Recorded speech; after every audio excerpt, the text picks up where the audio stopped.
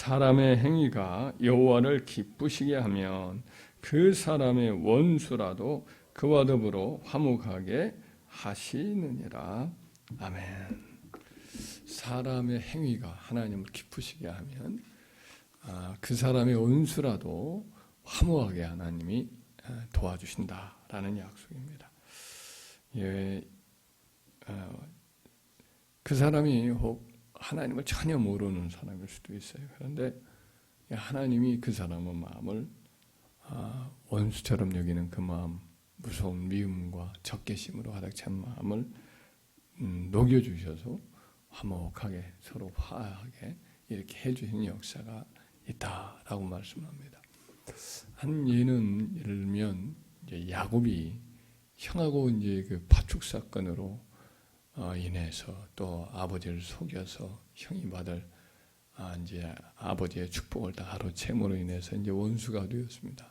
쌍둥이로서 이렇게 자랐지만 기질과 성품이 워낙 다르기 때문에 뱃속에서부터 늘 경쟁하던 두 사람이 마침내 이제 그 두 가지 야곱의 도발로 인해서 결국은 이제 틀어지게 된 거죠. 그래서 예수는 이제 아버지가 죽으면 동생을 내가 반드시 죽여서 이 원한을 풀겠다 이렇게 각오를 하고 있었던 차거든요.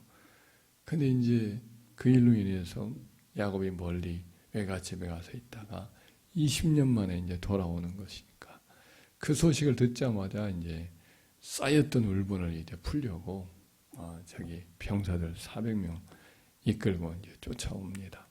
이제 뭐 정말 어떻게 피할 도리도 없어요. 야곱은 뭐 종들이 군사 훈련을 한 것도 아니고 그 많은 양들을 놓고 도망갈 수도 없고 자기 혼자 살겠다고 어떻게 가족들 놓고 갈 수도 없고 꼼짝이 없게 이제 죽게 된 판입니다. 그래도 어떻게 혼자 남으면 마지막으로 어떻게 도망이라도 칠까 해서 약복강을 차마 못 건너고 혼자 밤중에 남아있는 판국인데 마음이 얼마나 두렵고 떨리는지 견딜 수가 없어요.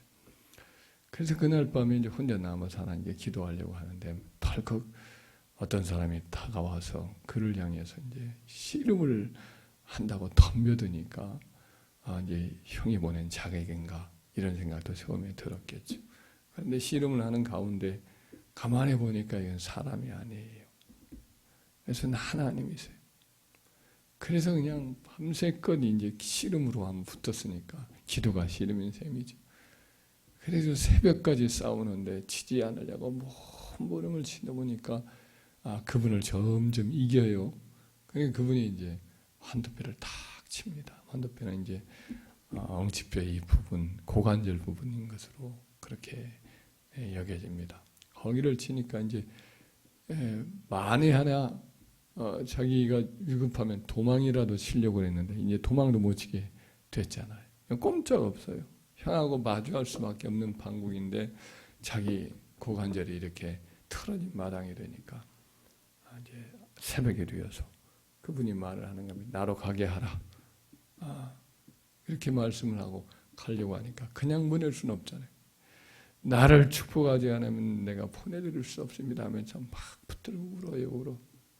막 절대로 막 이 다리는 막 질질 끌리지 그냥 가려고 하시니까 그분의 옷자락을 붙들고 우니까 그 다시 나이가 90세 때입니다. 성경적인 나이 계산을 하면 90세 때예요. 처자식 다 아직도 있고 또 형이 어떻게 요절날 수도 있는 입장이니까 마음이 얼마나 참 힘들겠어요. 그러니까 그냥 붙들고 늘어지고 우니까 네 이름이 뭐냐? 야곱입니다. 다시는 네 이름을 야곱이라고 부르지 말고 이스라엘이라 불러라. 이렇게 말씀하시고 이제 축복하시고 떠나십니다. 그때 이제 아침 이 해가 떠오르고 그가 이제 야복강가를 혼자 다리를 절면서 이제 건넜을 때 형이 저쪽에서 질풍노도와 같이 먼지를 막 그냥 이제 날리면서 400명 군사와 함께 달려오는 거죠. 이제 뭐 어쩔 도리가 없죠. 그러니까 가족들 앞에 혼자 다리를 절면서 앞으로 나갑니다. 하나님 불쌍히 여겨달라고 하고 나갑니다.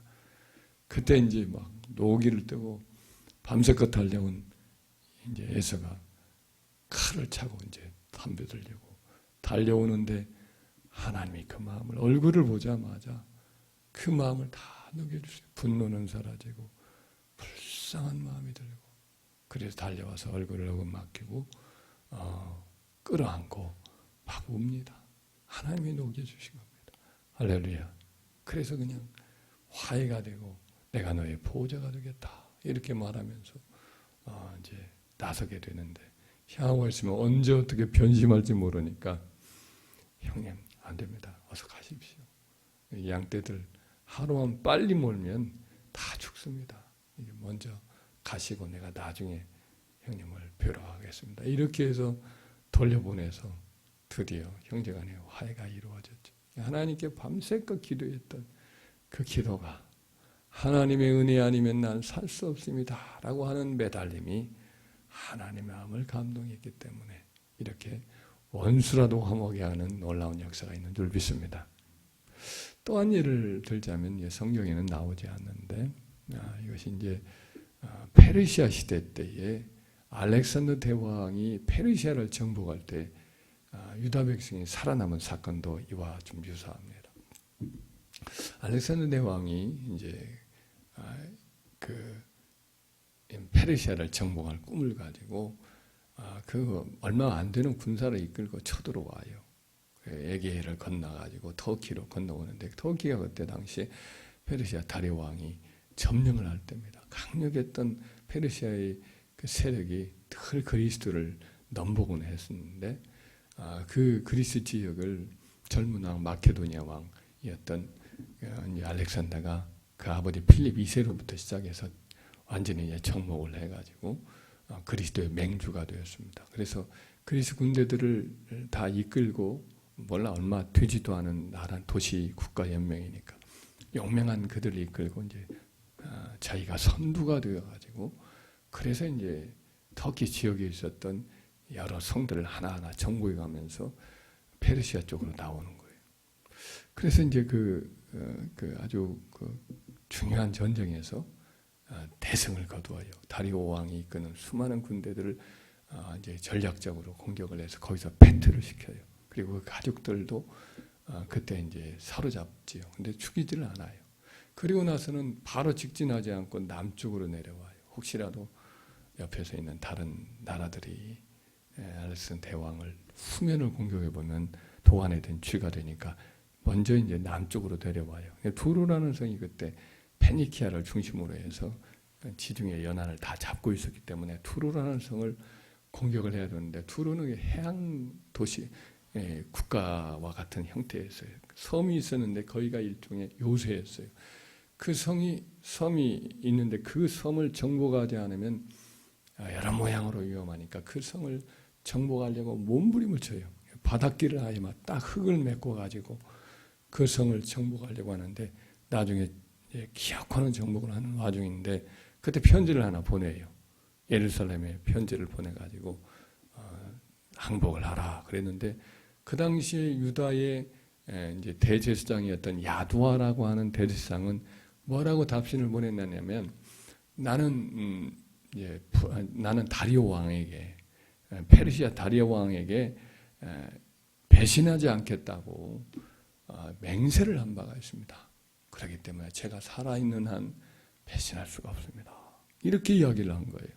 그러니까 알렉산더 왕은 지금 두로 성 공성도 힘들어 죽겠는데 그런 말 들으니까 화가 잔뜩 났습니다.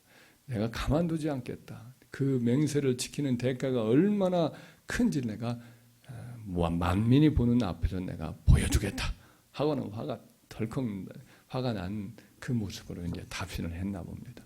그러니까 여기는 겁을 많이 받았지. 마침내 두로성을 점령을 해요. 물론 성을 점령을 했을 때 그 성 사람들은 다 도망을 쳐버렸어요.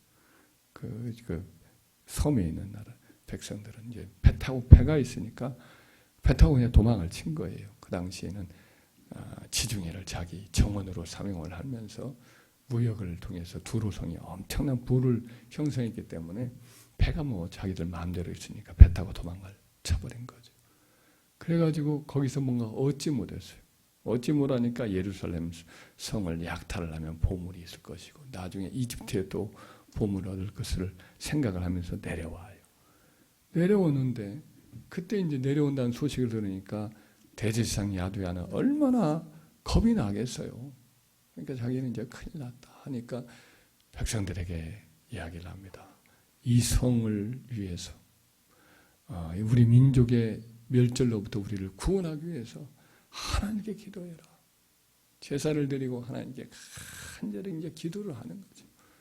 근데 이제 기도를 마치고 예배를 마치고 기도를 마친 그날 밤인데 꿈에 대제사장에게 하나님이 나타나셨어요. 그리고 엄숙하게 이렇게 말씀을 하시는 거예요. 용기를 내어 예루살렘 성을 치장을 하고 성문을 열어 그들을 맞이하도록 하라. 율법을 따라 백성들은 흰옷을 입고 제사장들은 자색 옷을 입게 하라. 내가 지켜줄 것이기 때문에 너희들은 어떤 해도 받지 않게 될 것이다. 이런 이제 말씀을 해주는 거예요. 대제사장이 꿈을 깨고 나서 너무 이제 깊은 거예요. 너무 깊어서 다음날 백성들을 불러서 이제 이야기를 꿈을 이야기해 주면서 이 말씀대로 하자고 이제 준비하자고 이야기를 합니다. 백성들이랑 이 성을 다 치장을 하고 다 흰옷을 입고 대제사장과 제사장들은 그 자색 옷을 다 갈아입고 겉옷이 이제 이렇게 입고 그렇게 해서 딱 옷을 입고 대제사장만 원래 이제 그 오색 빗으로 만든 그 에봇을 입고 이렇게 있는 건데 아마 이때는 이렇게 다 입었던 것 같습니다. 그렇게 해서 이제 했는데 모든 일이 그대로 이루어져요. 알렉산더 왕이 두로를 점령하고 남쪽에 있는 가사라고 하는 또 그 블레셋 지역을 점령을 하고 이제는 뭐 도관해진 주예요. 가사까지 점령을 했으니까 예루살렘은 구원병을 누가 얻을 수도 없는 마당이죠. 다 성으로 올라와서 에호사가 죽이려고 이제 함락을 해서 죽으려고 하는데 그때 성문이 활짝 열려요. 백성들이 대제사장들과 함께 다 나와요. 아주 그냥 하얀 옷을 입고 또 제사장들이 그 제사장과 그 제사장들이 앞에서 다 맞이하는데 환대하는 모습으로 맞이하는데 이제는 뭐 아무런 무기도 준비한 바가 없으니까 이쪽에서는 약탈할 마음만 있는 거예요. 약탈할 마음만.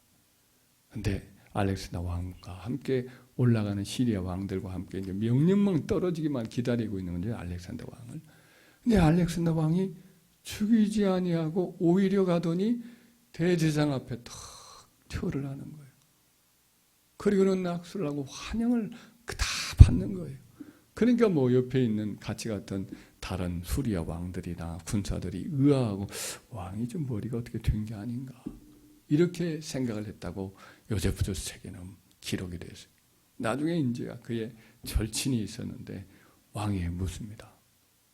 왕에게 왜 왕께서 이 사람들 죽이려고 그렇게 마음 먹었는데 왜 이 마음을 고쳐먹고 저들을 이렇게 환영하고 오히려 절을 다 합니까? 내가 그 사람에게 절한 게 아니다. 내가 절을 한 것은 그 하나님에게 절을 한 것이다. 사실은 내가 이 페르시아 정복을 하기 전에 어떻게 하면 내가 페르시아를 정복할까 이런 생각을 많이 할 때인데 큰 꿈을 꾸었었는데 꼭 이 옷을 입고 있었던 대제사장이 나타나서 나에게 페르시아를 정복할 수 있도록 내가 도와줄 것이니 아무 염려하지 말고 공격을 시작해라. 이런 꿈을 꾸었다는 거예요.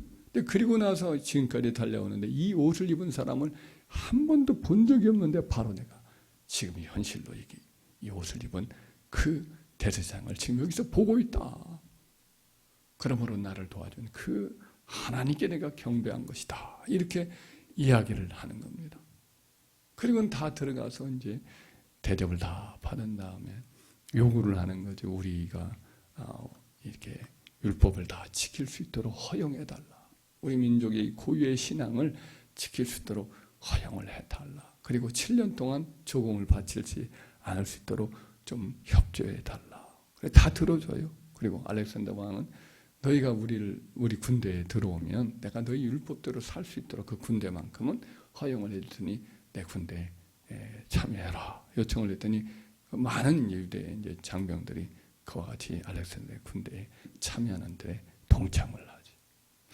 이처럼 참 이 역사의 그 페르시아 왕 때는 보호를 받았잖아요. 근데 알렉산더 대왕 때 이와 같이 멸절을 당할 수 있는 위기가 있었는데 살아남은 이유를 요세푸스라는 역사가가 기록을 한 모습을 보게 됩니다.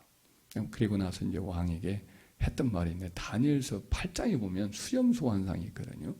수염소 하나가 헬라에서 와서 페르시아를 공격해서 지배할 것이다.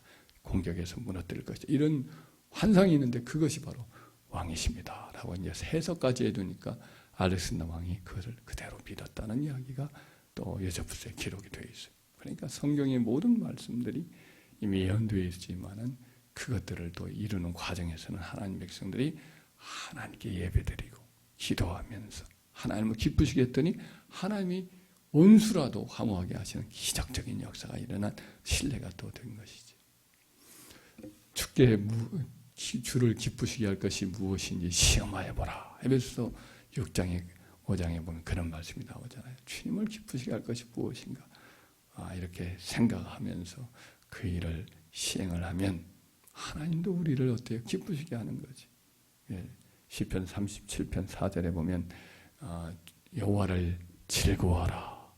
여호와를 기뻐하라. 그러면 그가 내 소원을 이루어 주시리라. 소원을 이룰 때 우리가 기쁘잖아요.